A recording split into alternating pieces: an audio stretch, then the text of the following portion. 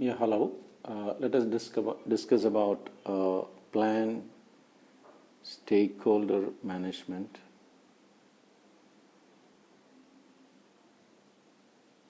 Stakeholder management, which is the last process of the planning process group.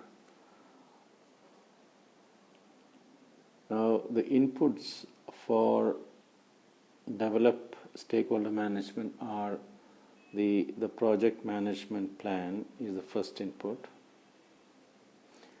Then stakeholder register,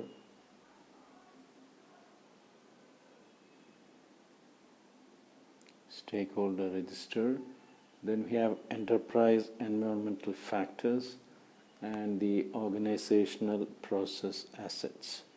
So these act as the inputs, and the tools and techniques for plan stakeholder management are: one is expert judgment,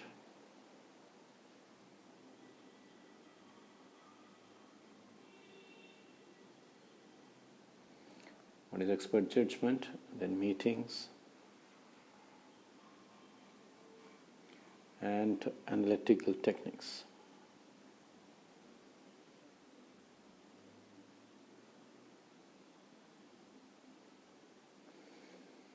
And the output side of planned stakeholder management are the stakeholder management plan and project document updates. So it could be any document.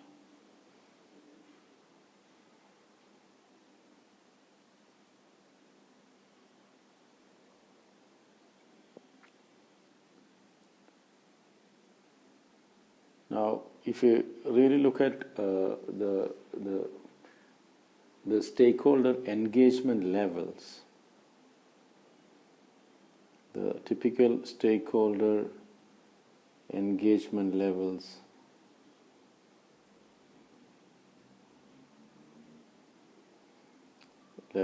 are there could be some stakeholders who are unaware of such a project be happening, and there could be another set who are resistant to this new project under consideration. And then we have neutral. So these are also known as fence sitters, neutral stakeholders. Then, we get supportive stakeholders. Some of the stakeholders could be very supportive to the project, and some of them will be the early adopters and pioneers. They lead, they become leaders for implementing the new project. So stakeholders can be leading as well. So some of the stakeholders could be unaware, some of the stakeholders could be resistant to the new project. So another set of stakeholders can be very neutral guys. They are also known as the fence sitters.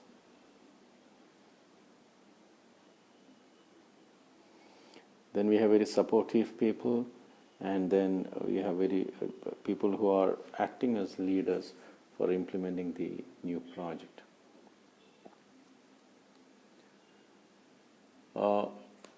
One of the analytical tools for the stakeholder assessment is the stakeholder engagement assessment matrix. Stakeholder engagement assessment matrix. So here on the y-axis, we have the stakeholders coming in. So stakeholder, now let's say Stakeholder1, Stakeholder2, Stakeholder3, and Stakeholder4. And the type of engagement we have, one category could be unaware. Unaware people, then resistant, resistant guys, then neutral guys, the neutral stakeholders, supportive stakeholders, and leading stakeholders. Now let us take the case of a stakeholder 1. This person is unaware, so that we need to communicate to him further about the project. At the same time, he will not be somebody who is against the project, so he will support the project to the desired level. Then for stakeholder 2, he is also unaware about the project, and as per our initial assessment, his support, we can expect his support to the desired level, not a problem. Stakeholder 3 is also unaware. Maybe he also may support the project to the desired level. So this we call as a stakeholder engagement matrix, which comes in very handy while dealing with the stakeholders. Now, let us look at the contents of a stakeholder management plan. Contents of a stakeholder management plan.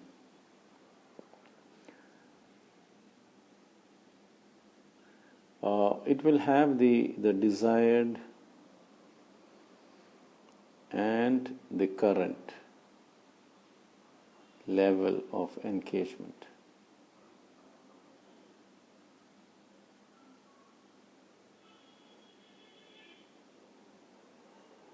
The desired and the current level of engagement by the stakeholders, and scope and impact. Scope and impact to the stakeholders.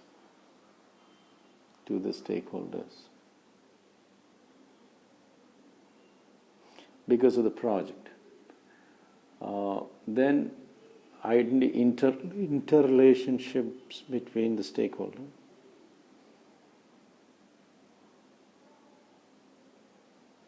Interrelationships between the stakeholder and communications requirements.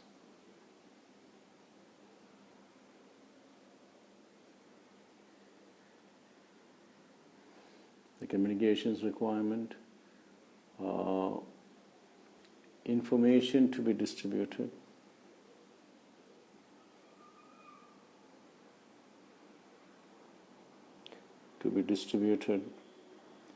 the frequency of information sharing, timing of the information sharing. So all these things gets into the stakeholder management plan. So first, so this is the last process under planning, and we discussed about the inputs, tools and techniques, and output of the plan stakeholder management process. The inputs contain the project management plan, stakeholder register, enterprise environmental factors, and organizational process assets.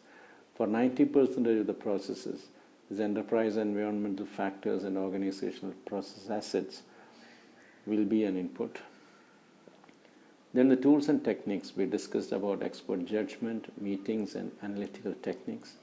And under the analytical techniques, we discussed about the different levels of engagement of a stakeholder, like unaware stakeholders, resistant stakeholders, neutral stakeholders, supportive stakeholders, and leading stakeholders. Then we discussed about a stakeholder engagement assessment matrix, where stakeholders are categorized based on their level of engagement, like unaware, resistant, neutral, supportive, and leading. Then we discussed about the contents of a stakeholder management plan. It includes the desired and the current level of engagement of the key stakeholders, scope and impact of change to stakeholders, identified interrelationship and potential overlapping among stakeholders, communications requirements of the stakeholders, information to be distributed, the format, the frequency, the confidentiality, and who will update and how it will be updated, what is the frequency of updating the stakeholder management plan. So all these things gets into the stakeholder management plan.